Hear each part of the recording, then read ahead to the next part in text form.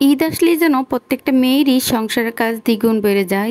হোক সে মেয়ে, হোক সে মা, হোক সে বউ, একটা সংসারে কাজ দ্বিগুণ কিন্তু বেড়ে যায়। এই যে আমার কাজগুলো দ্বিগুণ বেড়ে গিয়েছে, যে অনেকগুলো কাজ জমে আছে। আর ঈদের দিন মানে সব পরিষ্কার না থাকলে কেমন যেন লাগে, মানে ঈদের আনন্দটা আনন্দ মনে হয় না। তো ঈদের কিন্তু কাজ করার মাঝেও কিন্তু একটা আনন্দ আছে। তো যাই হোক, এই যে আমিও ভাবলাম যে এগুলো পরিষ্কার করে দিই, যতই ব্যস্ততা থাকি না কেন, সবকিছু পরিষ্কার পরিচ্ছন্ন টিপটাপ থাকলে কিন্তু আনন্দটা দ্বিগুণ বেড়ে যায়। আর আমার মানে ছোট্টবেলার কথাটা আমি অনেক বেশি মনে, ছোটবেলা কত বিন্দাস, মানে কোনো কাজ ছিল না, এই ছিল না, একটা আনন্দ কাজ করতো। জামাগুলা লুকিয়ে রাখতাম যাতে কেউ না দেখতে পারতো। তো এই যে আমি ভাবলাম যে এগুলো ভালোভাবে পরিষ্কার করে নি, মেয়ের খেলনা দিয়ে ধুয়ে দিয়েছি, এই যে কাপড়গুলো ধুয়ে দিয়েছি, যেহেতু ঈদের দিন পরানো হবে। আর একটু না ধুয়ে দিলে কেমন না, যেহেতু ছোট বাচ্চা, ওদের স্কিন অনেক সেন্সিটিভ হয়, তাই আমি ভালোভাবে ধুয়ে দিলাম সবকিছু। এখন এই যে খেলনাগুলো মুছে দিচ্ছিলাম, তো আমার মেয়েও সাথে সাথে মুছে দিচ্ছিল। মাশাল্লাহ, আপনারাও একটু মাশাল্লাহ বলে দিবেন কষ্ট করে। এভরিওয়ান, আসসালামু আলাইকুম, সবাই কেমন আছেন? আশা করি ভালো আছেন। এই তো আবার চলে আসলাম নতুন আরেকটু ব্লগ নিয়ে। তো ওগুলা কাজ গুছাইতে গুছাইতে না দেখি দিয়ে আবার মাংস নিয়ে এসছে। আমি গিট্টুটা খোলার অনেক চেষ্টা করছি, তো এই যে ফাইনাল বরাবরের মতন এইবারও ছিঁড়তেই হলো। তো এই যে ছিঁড়ে ফেললাম। তো আমি ভাবছিলাম যে মাংসগুলা সাইজ করা মানে কেটে নিয়ে আসছে, কিন্তু না,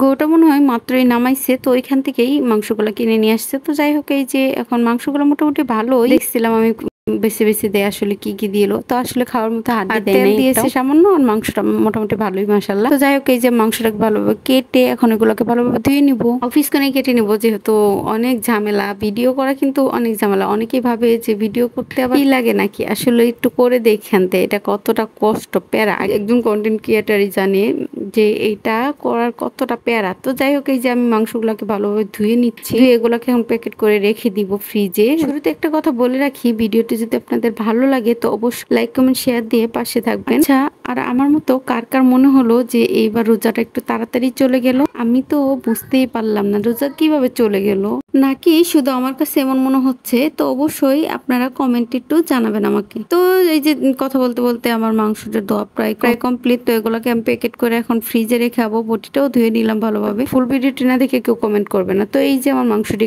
প্যাকেট করা শেষ, এখন ফ্রিজে রেখে দিলাম। আর এই যে আমি একটু গরম পানি দিয়ে এগুলো ভালোভাবে ধুয়ে নিচ্ছি, না হলে দেখা যাবে গন্ধ করে কেমন এক পেসিং সহ, মানে জিনিসগুলো ভালোভাবে ধুয়ে নিই। তো এই যে এখন এগুলো ধুয়ে এগুলো মেজে, তো এখন এগুলো আমি রেখে দিব। তো দেখা গেছে এগুলো করতে করতে আবার সন্ধ্যায় হয়ে গেল, প্রায় আজান দিয়ে দিবে। এখন একটু শর্টকাট রান্না বান্না করে নিতে হবে। তো এই কাজগুলো করতে করতে আমি ভাবছিলাম যে কি রান্না করি, কি রান্না, এই ভাবলাম যে আলু ভর্তা ডিম ভাজি করি। তো এর মাঝে আমি আলুটাকে সিদ্ধ বসিয়ে দিয়েছি, তো অফিস কিনে বসিয়ে দিয়েছি, যেহেতু এত ভিডিও করতে গেলে অনেক দেরি হবে। আসলে একটা ভিডিও করতে গেলে, রান্না করতে গেলে কিন্তু দেরি হয়ে যায়, আর এমনি রান্না করলে তাড়াতাড়ি হয়ে যায়। এগুলো পরিষ্কার করতে আলুগুলো সিদ্ধ হয়ে গেছে। তো এগুলোকে আমি অফিস কিনেই ভালোভাবে চুলে, তো যে ভর্তা বানিয়ে নিয়েছি, আর একটা ডিম ভেজে নিয়েছি, একটা ভাজি করে নিয়েছি, আর একটু ডাউল ছিল। এই পর্যন্ত সবাই ভালো থাকবেন, সুস্থ থাকবেন, আল্লাহ হাফেজ।